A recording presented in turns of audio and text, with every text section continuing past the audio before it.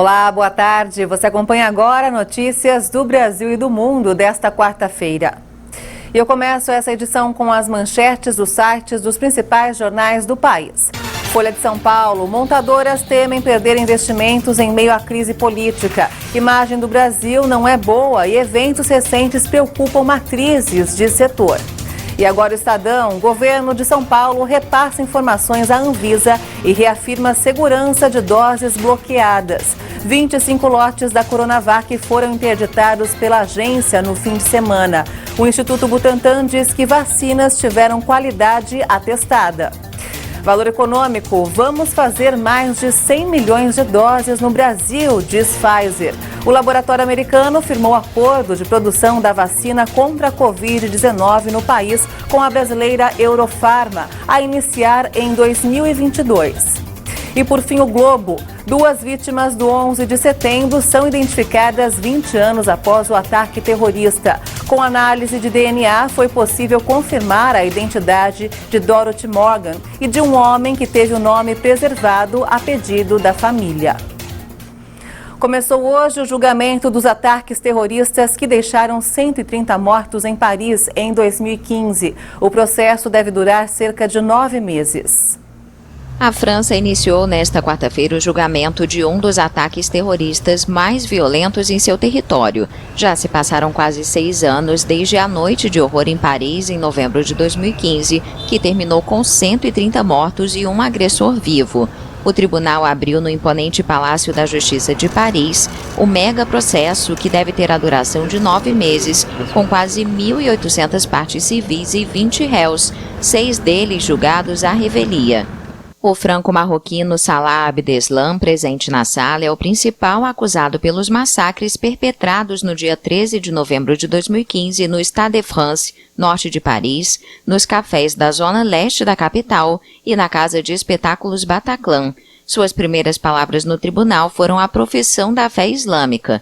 O réu afirmou que não há outro Deus além de Alá e que Maomé é seu profeta. Ao ser questionado sobre sua profissão, garantiu que deixou tudo para se tornar um combatente do Estado Islâmico, a organização terrorista que assumiu a responsabilidade pelos ataques. A segurança foi reforçada dentro e fora do tribunal. Em 2020, durante o julgamento do ataque à revista satírica Charlie Hebdo, novos atentados atingiram a França. O atual processo está sendo chamado de o julgamento do século pela imprensa francesa. O Observatório Sírio para os Direitos Humanos informou hoje que uma mulher foi morta em um bombardeio das forças do regime contra um prédio que incluía uma clínica na província de Idlib, o último grande reduto rebelde e jihadista do país. De acordo com o Observatório Sírio de Direitos Humanos, a vítima era a esposa do diretor da clínica, que morava no primeiro andar com sua família. Este centro médico é um dos poucos que recebe e administra regularmente os primeiros socorros aos feridos das redondezas antes de serem transferidos para hospitais da região. Idlib é o último grande reduto rebelde e jihadista da Síria. A região abriga cerca de 3 milhões de pessoas, das quais 2/3 são deslocadas de outras partes do país, que está em guerra desde 2011. As forças do regime intensificaram esta semana seus bombardeios na província, os primeiros em meses, em particular em Idlib. De acordo com o Observatório Sírio de Direitos Humanos, 4 civis morreram em ataques à bomba na cidade na terça-feira. Na Rússia, o ministro de Situações de Emergência, que já esteve à frente da proteção do presidente Vladimir Putin, morreu tentando salvar uma pessoa durante um treinamento. O ministro russo de Situações de Emergência, Evgeny Zinichev, morreu tentando salvar uma pessoa durante um treinamento. A informação foi confirmada por seu ministério nessa quarta-feira. No passado, Zinichev já ficou responsável pela proteção do presidente Vladimir Putin. O ministro, que tinha 55 anos, estava na beira de um penhasco com um cinegrafista que escorregou e caiu na água. Zinichev se jogou na água para resgatar um homem, mas caiu sobre rochas e morreu. No cargo de ministro desde 2018, Zinichev trabalhou até então em diferentes serviços de segurança russos, especialmente na proteção de Putin. Ele também fez parte da KGB nos últimos anos da União Soviética e foi durante anos o número 2 do Departamento de Combate ao Terrorismo dos Serviços de Inteligência russos. Um bilionário americano de criptomoedas celebrou com drones a decisão de El Salvador em legalizar o uso de Bitcoin. A medida visa dinamizar a economia do país, dolarizada há 20 anos. Ao todo, 150 equipamentos formaram um símbolo do Bitcoin nos ares. O objetivo de tornar a criptomoeda legal é dinamizar a economia do país, dolarizada há 20 anos. A medida foi implementada pelo presidente Nayib Bukele, mas sofre forte resistência da população e gera dúvida em especialistas. Buenas tardes. It's like digital gold. This is where you put money away. Como ouro digital, é onde se guarda dinheiro para dias turbulentos, para sua conta poupança, e até agora todos que participaram ao longo do tempo se saíram muito bem e acho que vai continuar a ser assim. Very well. And I believe that will continue to be the case. A administração concedeu aos salvadorenhos um valor equivalente a $30 em bitcoins para que comecem a operar.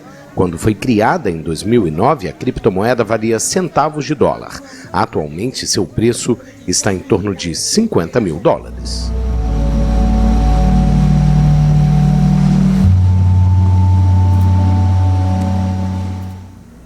Os filhotes de panda que nasceram no Zoológico de Madrid passaram por avaliação médica. De acordo com especialistas, os gêmeos estão em boa forma. Os pandinhas que nasceram no Zoo Aquarium de Madrid passam bem. Veterinários examinaram os gêmeos que pesam 171,4 e 137,4 gramas. O sexo dos filhotes ainda não pôde ser determinado. Os dois vão ficar com a mãe, Rua Zuibá, mas contarão com o auxílio de uma incubadora nessas próximas 8 semanas, que são essenciais para o desenvolvimento deles.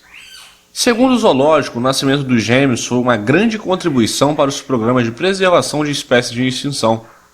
A reprodução dos pandas é complicada, seja no cativeiro ou na natureza. Segundo os especialistas, poucos animais possuem o interesse em se acasalar. E mesmo quando há interesse, não sabem como realizar o ato. Além disso, as fêmeas só entram em período reprodutivo uma vez ao ano por 1 ou 2 dias. O panda gigante é listado como uma espécie vulnerável pela União Internacional para a Conservação da Natureza, com menos de 2.000 indivíduos soltos em seu habitat. E essa edição fica por aqui. Você acompanha outras informações durante a nossa programação.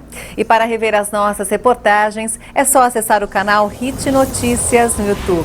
Obrigada pela sua companhia e a gente se vê amanhã. Tchau!